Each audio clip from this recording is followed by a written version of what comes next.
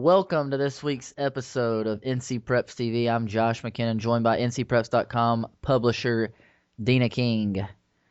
Dina, I guess we probably should start this episode off by congratulating Will Greer of Davidson Day on a great game. Dina, do you have his numbers? Well, at first they said 700 and some. And when I got the official numbers from his dad, Coach Chad Greer, he ended up with almost 837 yards, uh, Wow. had 10 touchdowns? touchdowns. I believe he was 35 of 42 for 837 yards. So had 10 touchdowns and even ran for a couple touchdowns too in a 104-80 win over Harris Christian. That was the semifinals of the North Carolina Independent Schools, one of their championships. Harris Christian had a kid that ran for 400, Russell Washington, who run for over 400 and some yards with 8 touchdowns. So that was, I don't know what they were doing on defense. It You looked think that like, they're still scoring over there? I think they just threw another touchdown to Aaron Seward. Yeah, I mean, I tell you, I don't know whether to say that's really good offense or just pathetic defense. I'm not sure. Well, I think both of them are pretty really good on offense because Washington has been putting up big numbers all year for Harold's Christian, and we know uh, Will has been putting up unbelievable numbers with for Davidson Day. He's surpassed the 5,000. He's almost at 5,300, I'd say right now. So he has another game like that against Chrysler in the championship. He maybe hit the 6,000 mark. That's just incredible. Nina, we both had a chance to see him this summer at the VTO Sports Combine here in North Carolina, but I haven't had a chance to see him this year, and I'm not sure. I don't think you have either, but I would like to see him next year. Maybe throw just a different team on the schedule just to see what he would do because there's been so much criticism of him of saying, oh, they don't play anybody. I would like to just see him give it a run. You know what I mean? Well, they've played some of the private schools in Charlotte, and they have given them some good competition and everything. But like you, I'd love to see him play some of the schools around, maybe in that area. You got a lot of good football teams around that Mecklenburg, Davison, North Carolina area, and it would be nice to see him. And some schools might not want to schedule them. That's That's true. another thing. That's true. And regardless of that, let's don't take it away from Will because regardless of if he's playing against middle schoolers, he still had to go out there and complete those passes and throw for those yards. So congratulations to him. But Dina, let's talk about this week's games. We'll start off with probably the biggest game in the state in the 4 Big A in Charlotte. East Forsyth, undefeated East Forsyth, travels to Memorial Stadium to play the number one team in the state and nationally ranked Butler. What do you think is going to be a big key in that game?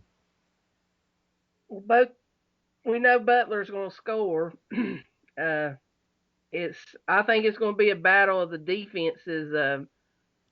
East Forsyth has a really good defense. Their numbers are remarkably similar on offensive scoring and defensive scoring, and they've played two common opponents, Providence, and I think they both beat those teams and West Forsyth. So, but both of those numbers were sort of similar.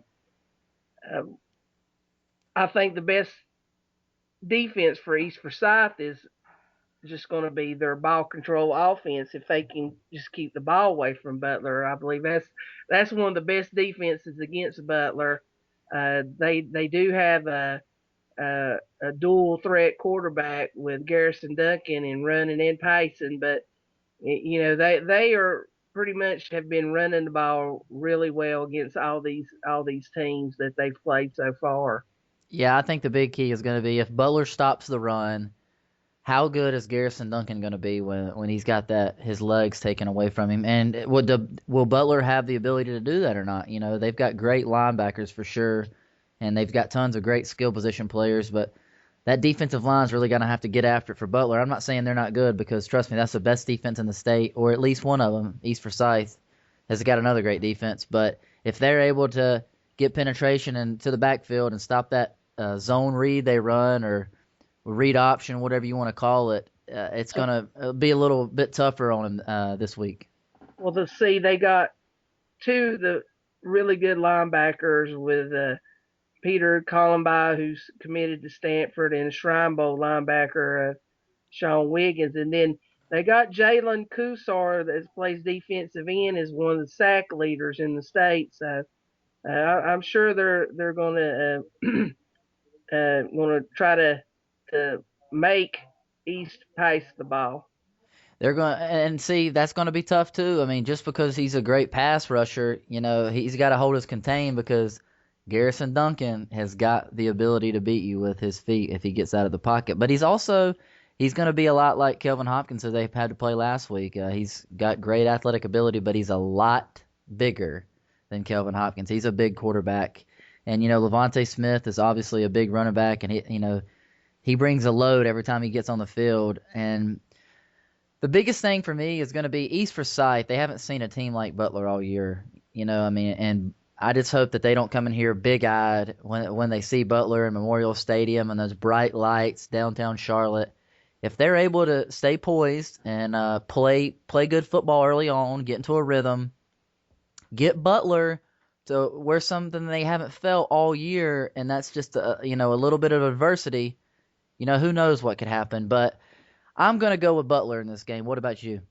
Yeah, I'm go with Butler also because they're playing basically at home, and they've been there, they've been in the big games. The sophomores that won the title are seniors now, and I just think Butler's kind of on a mission this year, so I'm going to go with Butler.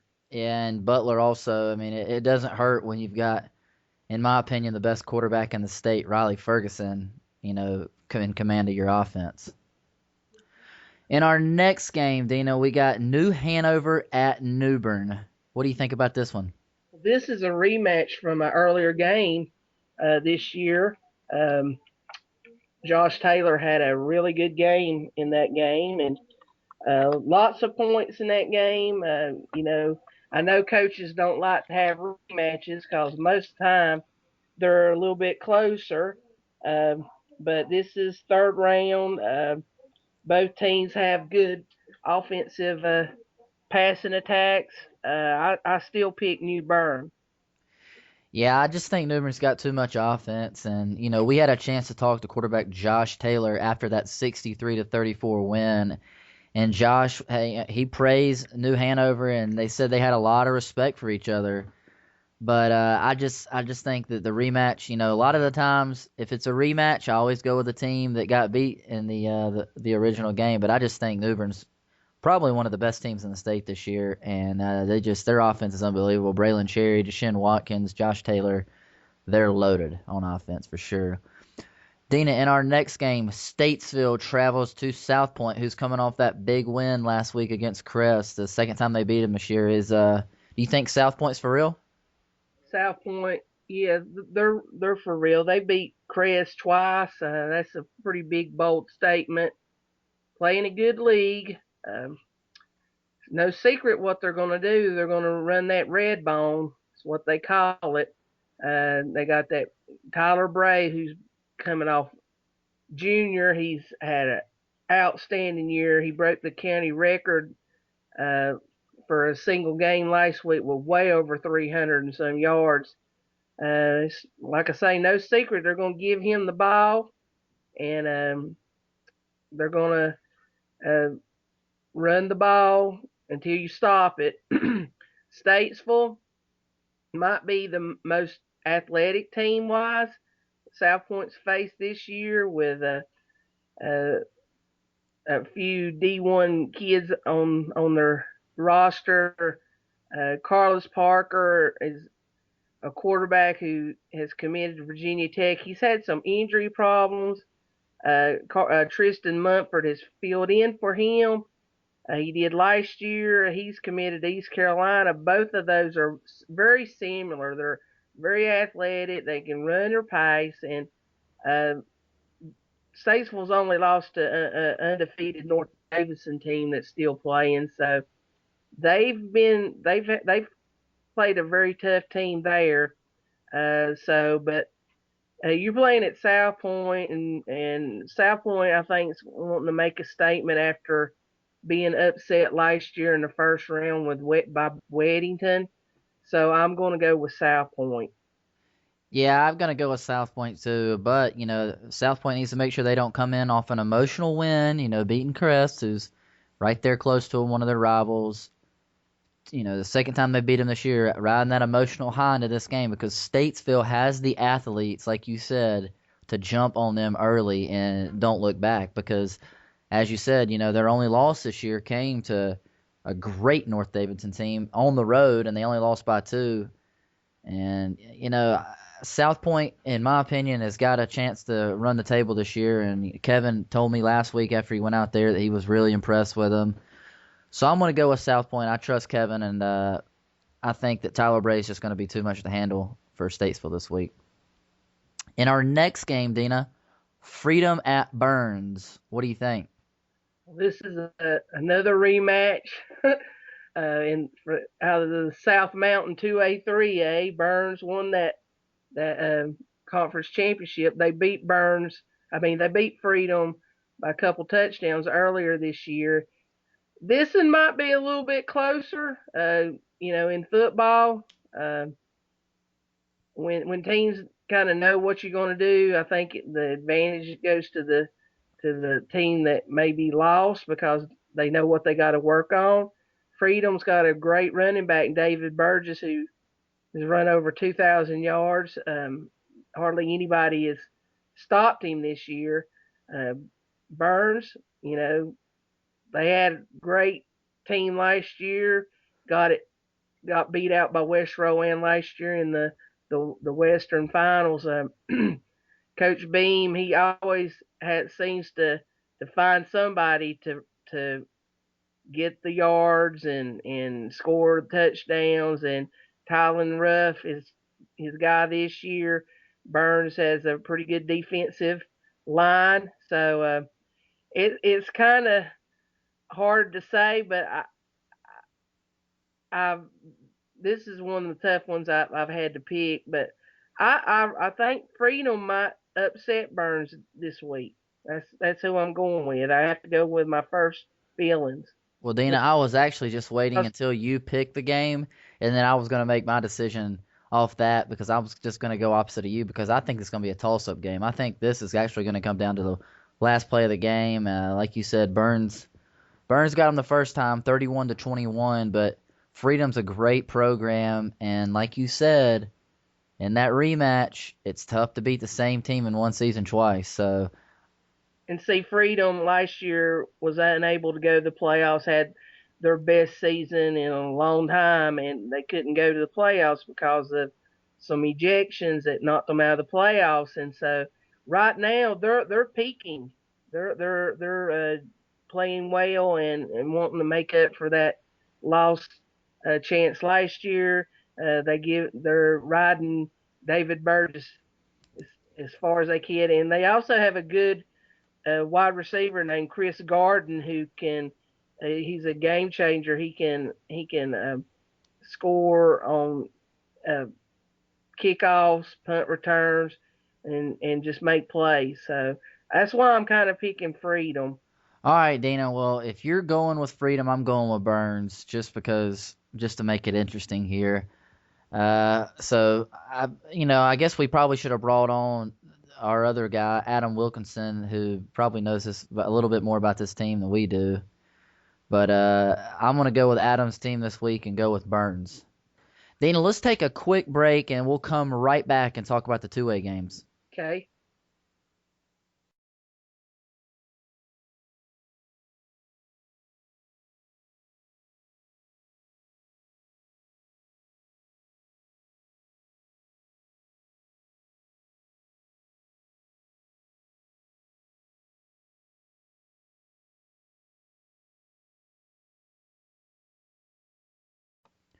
Welcome back to NC Preps TV. I'm Josh McKinnon, joined by NCPreps.com publisher Dina King.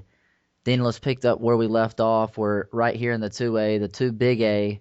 We've got always powerful Reidsville going on the road to take on a great Carborough team right there in Chapel Hill area. And before we go on and talk about this game, J-Ron Ranking, I'm pretty sure he's a sophomore. Is that right? Yes. I think he's going to be the next superstar, and already is a superstar there at Reidsville. And Carborough is going to have to watch out for him this week. Well, Carborough has done really, really well this year. Undefeated, played a pretty good non-conference schedule, so they got some credible wins over some good programs in that area. But Carborough has some weapons of their own. Trey Sharp, who is a junior, he's their leading running back, and they have Austin McVeigh or Alex McVeigh at quarterback, and they can throw or pass. So I mean, I think this might be a high scoring game. Reidsville is Reidsville. You know, they're you know, you expect Reidsville to be in these situations. The Rankin, being a sophomore, has been their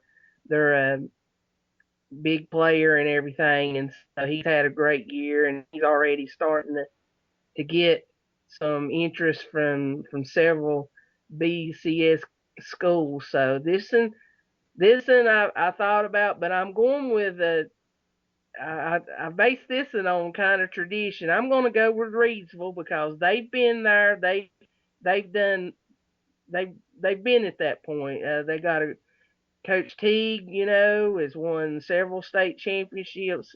I think they just have the experience to move on.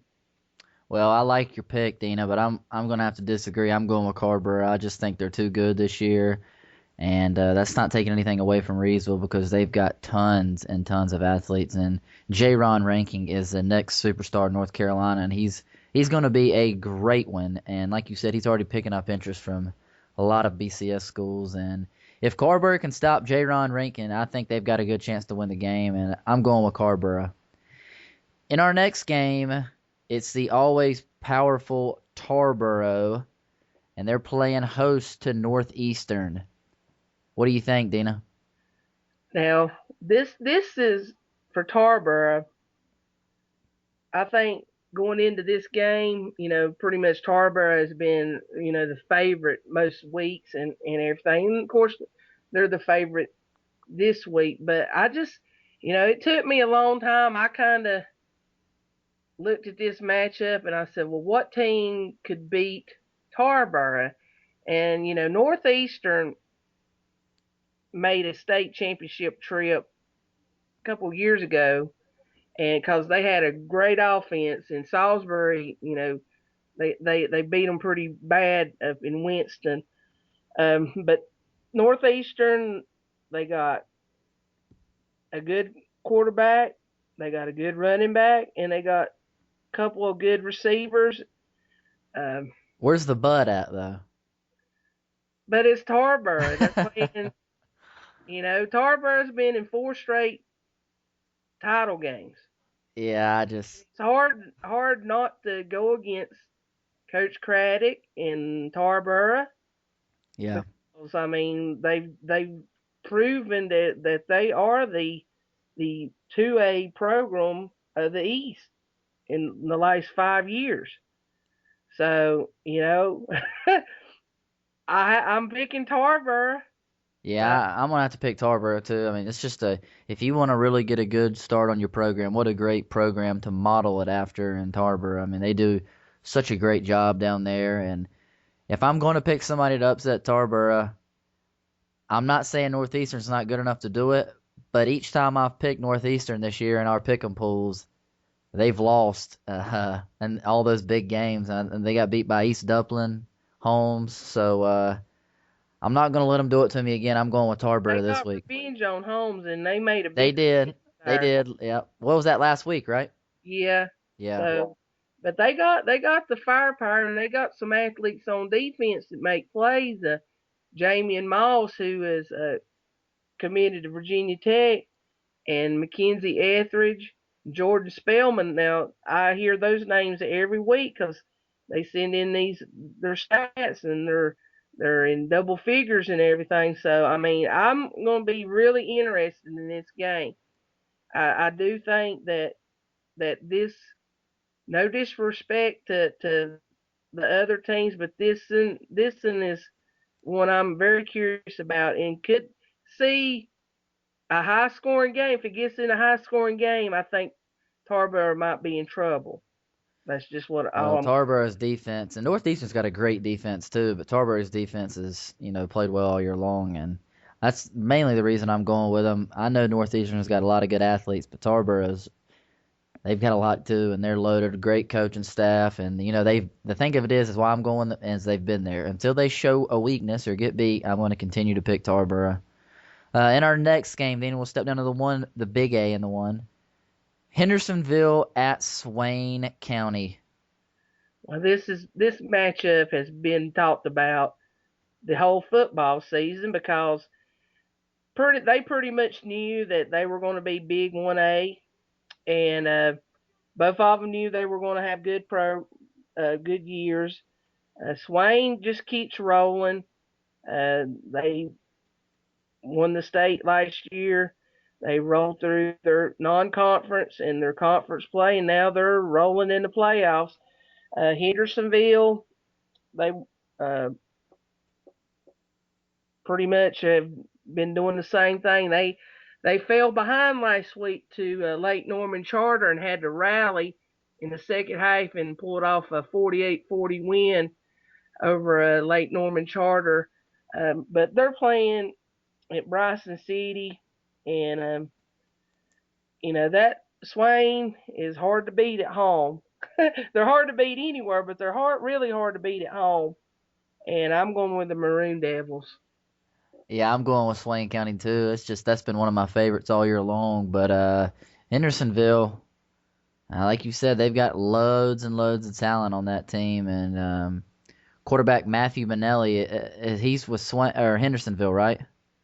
Manley, he's the wide receiver for Swain. Grant Rivers is the quarterback for Hendersonville. That's right, Grant Rivers. That's okay. Yeah, yeah. The Manelli kid is who I've been reading up on, and wow, he's been putting up some great numbers for him, and just a great athlete. And Swain County just great in the trenches up front. They're got a great offensive line, great defensive line. It's Well, their quarterback, Ramus Smith, is when you have a kid that's breaking Heath Schuler's records and stuff, and everybody should know who Heath Schuler is and what he was in Swain County and Western North Carolina football.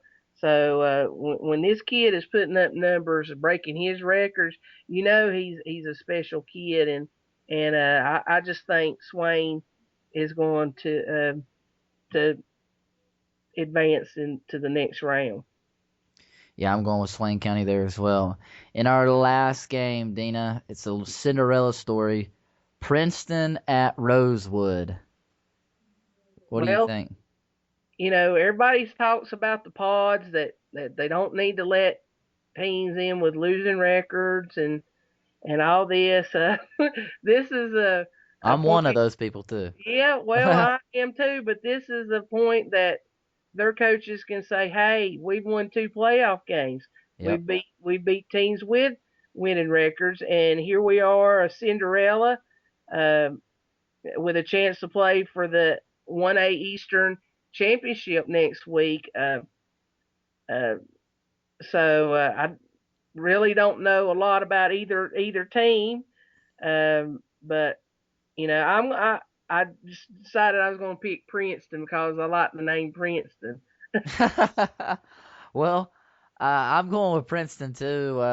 And earlier this year, Rosewood defeated them 43-41, and I just think the Princeton, like I don't know much about either team either, but I like Princeton strictly for the revenge that they'll be seeking out this week. and that's who I'm going to go with. Dana, let's move on to talk about. There's 16 teams left in the state that are undefeated.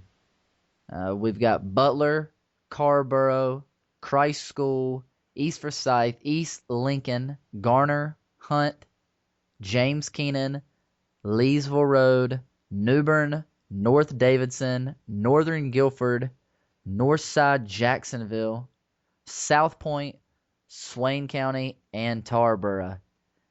Dina, out of those 16 teams, who's got the best chance to get beat this week? Well, I hate to say the best chance to get beat because I mean that's I don't want to put a bullseye on anybody, but you know I hate they've had a great year, and but when you're playing the number 10 team in the nation, Yeah. I hate to say East Forsyth because they're playing one of the top teams not only in the state but nationwide, and you know so there you go. And of course Garner and they're Leesville. Leesville Road, and that's going to be a good game too. So I mean, I'm going to have to go East Forsyth too, though, Dina. I mean, and East Forsyth is a great team, and they could beat a lot of teams on that list, but it just so happens that they fall on Butler's schedule this week, and this could be this could have been a Western Championship, you know. yep. Uh, so they're meeting around earlier, but it's hard to pick them because they're up in my area and they've had a great year and stuff. But they may prove us wrong. Well, they definitely could do that, and I've been proved wrong quite a lot this year. If you can Oh, just see we my both have. yeah. For a minute I thought about stop picking. Yeah. Well, Dina, let's talk about the Rivals 250 watch list came out for the class of 2014, the junior class this year, and there's 10 kids from North Carolina on that list, and they all are 4-stars. And we'll start right here in Charlotte with Elijah Hood, the running back from Charlotte Catholic. Well, he will be him and Darrell Scott, who is also on that list, are great running backs. Elijah is a power back. I've seen film of him last week against Weddington, and he just low, keeps his legs going, powerful legs, and just basically he gets going. He breaks through the line. There's hardly going to be anybody to bring him down if they catch up with him. Yeah, he's definitely good. I saw that same film, and him and Darrell Scott, they're two totally different running backs. Darrell Scott's more of a slasher, all-purpose back, where Elijah Hood's just one of those power backs. We'll move on to talk about Jeb Blazevich. I'm sorry if I messed up that name right here from Charlotte Christian, the tight end. 6'5", 240 pounds. Dina, he came out to the VTO Sports Combine but didn't participate this summer, so I haven't seen much of him. What's your impressions of him? Well, he's one that's just kind of he popped up on the radar and had a good year for Charlotte Christian. I know anytime that Mike Farrell and any of the other analysts keep talking about a kid, they're going to be good. Me personally, I haven't seen him in action, but when you have these top programs offering kids scholarships, they got to be pretty sound players. Yeah, and then the rest of the list goes on. You got Bentley Spain, offensive lineman from Providence in Charlotte, 6'6", 285. You've got Will Greer, also from Charlotte, and Davidson Day. We all know about him, 6'3", 171 pounds. And if there's one thing Will could do, it's definitely add some weight to that frame. But boy, he's got all the tools. Dante Thomas Williams, the running back from Hillside. There's tons and tons of athletes down there. Another big, strong, powerful kid. Trevion Thompson from Hillside.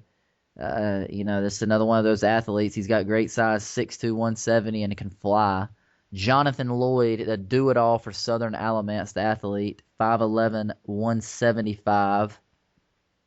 The linebacker from Dudley, Chris Register, 6'4", 210. Wow. That's a pretty good size right there. That's almost a perfect outside linebacker size. And you go on, you got Darrell Scott, like we talked about earlier, the quick scat back from Havelock.